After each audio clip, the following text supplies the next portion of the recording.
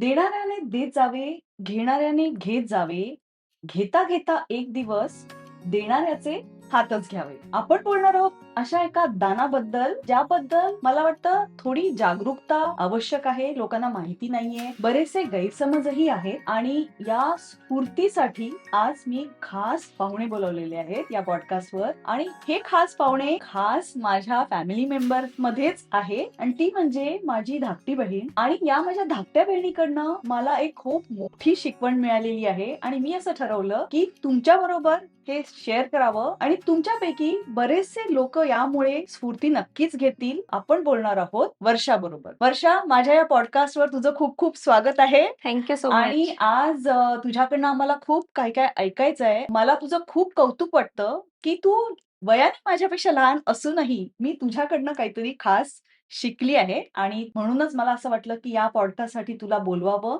आणि देहदान याबद्दल आपण थोडं बोलूया. तर वर्षा, देहदान म्हणजे नक्की काय? म्हणजे देहदान म्हणजे काय ऑर्गन डोनेशन असतं का? ऑर्गन डोनेशन हे कम्प्लिटली वेगळं आहे आणि देहदान हे कम्प्लिटली वेगळं आहे. देहदानामध्ये तुम्ही पूर्णच्या पूर्ण शरीर हे दान करता आणि अवयवदानामध्ये तुमचे ऑर्गन जसे हृदय, किडनी, फुफ्फुस, डोळे हे तुम्ही डोनेट करता. तर याच्यामध्ये खूप तफावत आहे. ऑर्गन डोनेशन बद्दल आपण नेहमीच ऐकतो की ऐश्वर्या रायनी डोळे प्लेज केले की तिने मरणानंतर ती डोळे दान करणार आहे. भाजल्यामुळे गंभीर जखमी झालेले जे लोक असतात त्यांच्यासाठी स्किन डोनेशन, त्वचा डोनेशन ही खूप महत्वाची समजली जाते. तर ऑर्गन डोनेशन बद्दल सगळ्यांना कल्पना आहे. पण मग देहदान नक्की का करतात? म्हणजे त्याचा फायदा काय आहे? कोणाला होतो? देहदानाचा सगळ्यात महत्वाचा फायदा म्हणजे मरणोत्तर तुम्ही तुमचं देह दान करता. शिक्षण आणि संशोधन या दोन्ही गोष्टीसाठी. याच्यामध्ये मेडिकल कॉलेजमध्ये ही बॉडी तुमची डोनेट केली जाते. शिक्षणामध्ये हृदय कुठे आहे, फुफ्फुस कुठे आहे, मेंदू आहे, ते प्रत्येक अवयव एकमेकाशी कसे कनेक्ट केले गेले आहेत, या सगळ्या गोष्टी अभ्यास केला जातो. मला आठवण झाली की आम्ही जेव्हा कॉलेजमध्ये होतो आणि सायन्स आम्ही हा सब्जेक्ट घेतला होता, तर आम्हाला डिसेक्शन करायला लागायचं आणि त्यावेळेला मला आठवतंय गांडूळ, झुरळ आणि फार्मसीला असताना तर आम्ही बेडकाचं पण डिसेक्शन केलं होतं आणि त्याचं डिसेक्शन करून त्याचं हृदय आणि त्याचं संरचना कशी आहे आणि त्याच्यावर औषधाचे परिणाम कसे होतात हे आम्ही सगळं शिकलो होतो. पण हे आम्हाला सायन्स बॅकग्राऊंडसाठीच होतं. पण डॉक्टरांच्या शिक्षणासाठी हा थेट अनुभव किती महत्वाचा आहे, नाही का? त्यामुळे काय त्यांना मदत होऊ शकते या अनुभवामुळे? याच्यामध्ये कसं आहे की जिवंत माणसावरती ऑपरेशन करण्याआधी जो सराव करावा लागतो, तो देहदान केलेल्या व्यक्तीच्या शरीरावरती हा सगळा सराव डॉक्टर करतात. तर प्राण्यांचं जसं आपण डिसेक्शन करतो, त्याच प्रकारे देहदानानंतर देहाचा पण हा स्टडी केला जातो. कारण त्यामुळे हे पुढे जे डॉक्टर शिकणार आहेत, त्यांना सर्जरीचा अभ्यास म्हणा किंवा शरीरामध्ये कुठले अवयव कुठल्या ठिकाणी आहेत, हे सगळं समजत असेल, नाही का? हो हो. त्याच्यानंतर आपल्या रक्तवाहिन्या अख्ख्या शरीराभर पसरलेल्या असतात. तर कशा या शरीरामध्ये कार्यरत करतात, त्याची रचना कशी आहे, तर ह्या सगळ्यांचा सराव डॉक्टर आपल्या शरीरावरती करतात.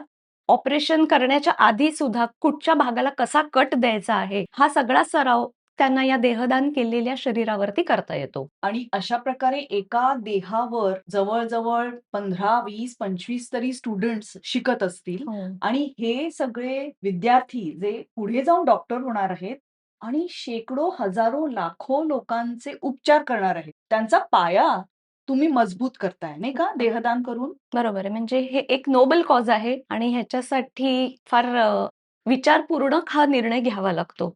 पण मग देहदान करावं हे तुला कधी वाटलं आणि का वाटलं? काही काळापूर्वी माझ्या वाचनामध्ये एक दधीची देहदानाची पत्रिका आली होती. त्याच्यामध्ये बरीचशी याच्याबद्दल माहिती दिली गेली होती. ती डोंबिवलीला आहे संस्था आणि तिथून तो विषय सुरू झाला. कालांतराने माझ्या आईने देहदानाचा अर्ज केलाय. तिचं आजच्या तारखेला वय 84 वर्षाचं आहे. वॉव!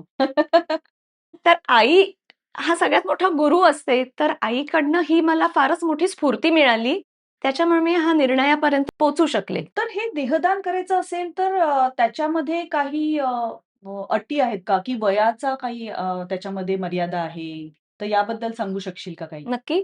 वयाची ह्याच्यामध्ये काही अट नाही. हे अगदी 80-90 वर्षाच्या आसपासचे सुद्धा लोकं हा फॉर्म भरू शकतात. क्वचित प्रसंगी काही अनैसर्गिक मृत्यू झाल्यास किंवा जळल्यामुळे, अपघातामुळे बॉडीचं जर का आपल्या खूपच डॅमेज झालं असेल, तर अशा परिस्थितीमध्ये हे थोडंसं कठीण होऊ शकतं. थोडक्यात काय तर वयोमर्यादा काहीही नाहीये याच्यासाठी आणि अगदी तरुण मंडळी जी आकस्मिक त्यांचं निधन होतं म्हणा किंवा वृद्धापकाळाने काही मंडळी जी निधन पावतात, तर हे सगळेही करू शकतात. देहदान करू शकतात. मग देहदान करायचं म्हणजे नक्की त्याला काही प्रोसिजर असते का? की त्याच्यासाठी तुम्हाला काही फॉर्म्स भरायला लागतात का? आपल्या ऑडियन्ससाठी ती माहिती तू सांगू शकशील का? हो. सरकारमान्य मेडिकल कॉलेज जसं आता मी कल्याणला राहते आहे, तर आमच्या जवळचं कळवा हॉस्पिटल जे ठाण्याला स्थित आहे, त्या मेडिकल कॉलेजमधनं प्रवेशिका असतात त्यांच्या. ते ॲप्लिकेशन फॉर्म आणावे लागतात. त्याच्यासोबत सगळ्यात महत्त्वाचा भाग,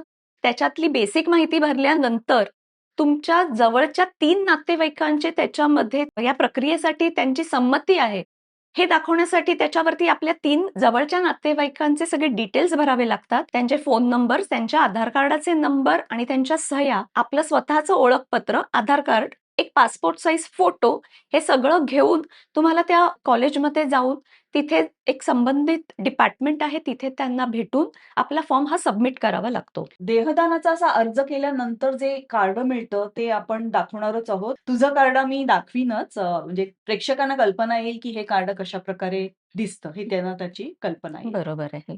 तर छोटीशी प्रक्रिया आहे आणि सिंपल आहे आणि हे तर करणं जरुरीच आहे कारण तुम्ही करणार आहात देहदान. तुमचं निधन झाल्यानंतर देहदानाची प्रक्रिया तुम्ही करू शकत नाहीये. तर तुमच्या वतीनी तुमच्या कुटुंबातल्या व्यक्ती म्हणा किंवा फॉर्मवर तुम्ही ज्या नॉमिनेट केलेल्या असतील त्या व्यक्ती म्हणा, त्यांनाच ही प्रोसिजर पुढे करायची आहे. बरोबर. तर मग एकदा देहदान केल्यानंतर मृत्यूनंतर साधारण किती तासाच्या आत हा हा मृतदेह त्या कॉलेजमध्ये किंवा त्या संस्थेमध्ये पोहोचवायचा असतो? ह्याला फार उशीर करून नाही चालत. एक साधारण 6 ते 8 तासापर्यंत तुम्ही जर का त्या कॉलेजच्या जवळपासच्या परिसरामध्ये राहत असाल, तर कॉलेज ॲम्ब्युलन्स देण्याची सोय करतं. म्हणजे त्या कॉलेजचेच जण येऊन ते देहदानाची जो शरीर आहे, ते घेऊन जातं. पण तुम्ही जर का लांब स्थित असाल, तर मात्र ही घरच्यांची जबाबदारी होते, की तो मृतदेह त्या मेडिकल कॉलेजमध्ये नेऊन द्यावा लागतो. हं. पण फार वेळ नाही, पण एक 4 ते 6 तासाच्या अवधीमध्ये ह्या सगळ्या गोष्टी कराव्या लागतात. देहदान केलेल्या व्यक्तीच्या निधनानंतर आपल्याला ते शरीर त्यांना द्यावं लागतं. त्यावेळेला निधन झालेल्या व्यक्तीचं ओळखपत्र, पण देहदानाचे जे कार्ड असतं ते, हे सगळं तुम्हाला त्या मेडिकल ऑफिसरला तुम्हाला ते सगळं सुपूर्द करावं लागतं. माहितीतली अशी परिचयातली लोकं असतात. आमच्या तर घरातच आईनीच हा पुढाकार घेतलेला आहे आणि त्यामुळे देहदान करण्यात काही त्यात वावगं वाटलेलं नाहीये. आणि काही लोकांचं असं असतं ना, की मृत्यूनंतर त्यांना कर्मकांड करायची नसतात. ते म्हणतात, "आमचे काही तुम्ही विधी करू नका. आम्हाला जे काही लास्ट राईट्स तुमचे झाल्यानंतर 10वा दिवस, 13वा दिवस ह्याच्यात त्यांना काही विश्वास नसतो आणि त्यामुळे ते म्हणतात, की हे असे काही विधी करायचेच नाहीये." मग देहदान केल्यानंतर त्याचे विधी करता येतात, नाही करता येतात, देह ताब्यात मिळतो, नाही मिळतो?